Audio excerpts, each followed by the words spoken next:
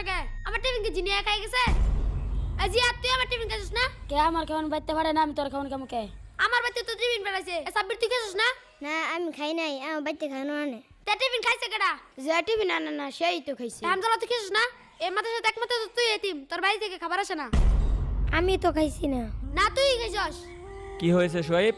হুজুর ওই আমার খাবার খেয়ে ফেলছে কে তোমার খাবার খাইছে? হামজালা হামদাল্লাহ, তুমি কি ওর খাবার খাইছো? না হুজুর আমি তো খাইছি না আমি মিথ্যা কথা বলতাছি হয়তো বলতেছে তোমার খাবার খায় নাই, তুমি শুধু শুধু তার সন্দেহ করতেছো কেন? হুজুর এই মাথায় ওই শুধু এতিম ওর বাড়ি থেকে খাবার আসে না হুজুর আমি দেখছি কেডা খাইছে কে খাইছে?